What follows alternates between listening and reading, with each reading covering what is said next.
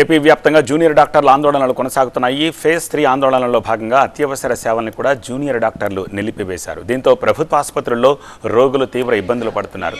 Junior డాక్టర్ల సమ్మె విరమించాలని ప్రభుత్వం విజ్ఞప్తి చేస్తోంది. అయితే స్టైఫండ్ పెంపు విషయంలో ప్రభుత్వం రాతపూర్వక హామీ ఇవ్వాలని జూనియర్ డాక్టర్లు కోరుతున్నారు. జూనియర్ డాక్టర్ల ఆందోళన 10వ రోజుకు చేరింది. ఇప్పటికే ప్రభుత్వంతో చర్చలు జరిపినప్పటికీ ఎలాంటి పురోగతి మాత్రం కనిపించలేదు.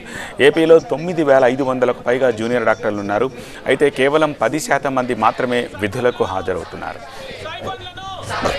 అత్యవసర సేవల్ని కూడా జూనియర్ డాక్టర్లు నిలిపివేయడంతో ప్రత్యామ్నాయ ఏర్పాట్లపై వైద్య శాఖ ఫోకస్ పెట్టింది. ఆసుపత్రుల్లోని చిన్నపిల్లల విభాగాలు, అత్యవసర వార్డుల్లో మందులు, ఆక్సిజన్ కొరత లేకుండా ప్రభుత్వం చర్యలు చేపట్టింది.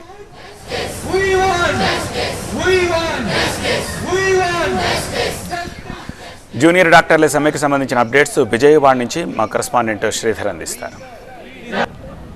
జూనియర్ డాక్టర్ల నిరసన 10వ రోజుకు చేరుకుంది. 3 రోజుల నుంచి అత్యవసర సేవలు కూడా నిలుపుదల చేయడంతో ఇక్కడ ఆసుపత్రిలో కూడా కొంత ఇబ్బందికర పరిస్థితులు ఏర్పడుతున్నాయి. ఎందుకంటే దాదాపు 10 రోజులుగా జూనియర్ డాక్టర్లు నిరసన వ్యక్తం చేస్తున్న పరిస్థితులు నెలకొన్నాయి.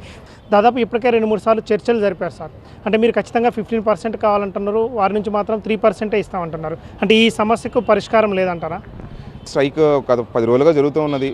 2 రోజుల నుంచి ఎమర్జెన్సీస్ కూడా మేము విధులకి బహిష్కరించడం జరిగినది. అయితే ప్రస్తుతం ఈ రోజున ఏంటి అంటే ఒకవైపు రోగులు ఇబ్బందులు పడుతూనే ఉన్నారు, మేము కూడా ఇబ్బందులు పడుతున్నాం. రోగులు ఇబ్బందులు చూసి మేము కూడా అంత ఆనందంతో అలాగేమి లేదు, మేము కూడా చాలా బాధపడుతూనే ఉన్నాం. ఎందుకంటే ఇక్కడ వచ్చే ప్రతి పేషెంట్ నిరుపేదలు వాళ్ళే వస్తారు, వాళ్ళు పడే ఇబ్బందులు బాధలు చూడలేకపోతున్నాం. అయితే మేము కోరేది ఏంటంటే ప్రభుత్వము వాళ్ళ బాధల్ని మా బాధలను కూడా గుర్తించి కొద్దిగా వీలైన తొందరగా దీనికి ఒక పరిష్కారాన్ని సూచించి చర్చలకు రావాలని కోరుతున్నాం. అయితే ఈరోజు మేమేమి అనగా ప్రభుత్వం మా వైపు ఎటువంటి దయా చూపకుండా ఇలా నిర్దాక్షిణ్యంగా ప్రవర్తించడాన్ని తీరుని, అలాగే రోగులు పడే బాధల్ని వీటన్నింటినీ చూడలేక ఇలా కళ్ళకు గందులకు ఈ విధంగా నిరసన వ్యక్తపరుస్తూ ఉన్నాము. ఒకవేళ 3% పెంచాలంటే ఇప్పుడు మాకు వస్తున్న స్టైపెండ్కి అది చాలా చిన్న మొత్తం అండి.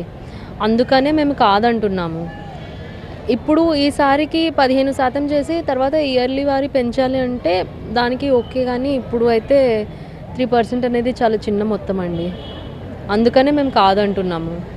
మనకి ఏ పరిస్థితులు అయితే ఉన్నాయో తెలంగాణలో కూడా అవే పరిస్థితులు ఉన్నాయి. వైద్య రంగం గురించి మాట్లాడితే కనుక ఇక్కడ ఉన్న జూనియర్ డాక్టర్లు ఏ ఇబ్బందులు అయితే పడుతున్నారో అక్కడ ఉన్న జూనియర్ డాక్టర్లు కూడా అవే ఇబ్బందులు పడుతున్నారు. డ్యూటీ అవర్స్ కూడా ఇక్కడ మనకి ఎలా ఉన్నాయి అక్కడ కూడా అలానే ఉన్నాయి.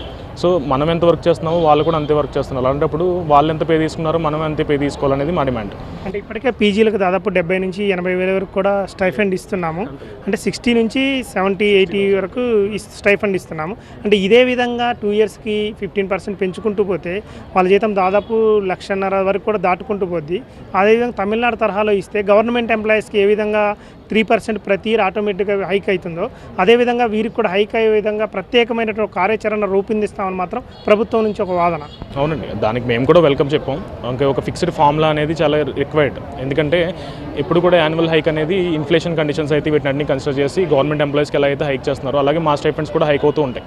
అయితే ప్రజెంట్ ఉన్న మొత్తం ఏదైతే ఉందో అది తెలంగాణకి చాలా తక్కువది. అంటే వస్తున్న అమౌంట్ అంతా కూడా మనకి ఏంటంటే ఇన్ఫ్లేషన్ వల్ల మన డైలీ అవసరాలకే అంతా కూడా అమౌంట్ అంతా వెళ్ళిపోతున్న పరిస్థితి. అంటే మీరు చూసినట్టయితే కనుక డాక్టర్లు అందరూ కూడా 30 సంవత్సరాల దగ్గరగా ఉండి ఇప్పటికీ కూడా తల్లిదండ్రుల మీద ఆధారపడి బతుకుతున్న వాళ్ళే ఉన్నారు అందరూ జూనియర్ డాక్టర్లు అందరూ కూడా. మా యొక్క ఇబ్బందుల్ని దృష్టిలో పెట్టుకొని ప్రభుత్వం కూడా కొంత ఒక మెట్టు దిగివచ్చి మాకు కొంత సహాయం అందిస్తే మాత్రం బాగుంటుందని మాత్రం జూనియర్ డాక్టర్లు కోరుతున్నారు. Video journalist Ranjitha, Sridhar, TV9 Vijayawada, new GGH నుంచి.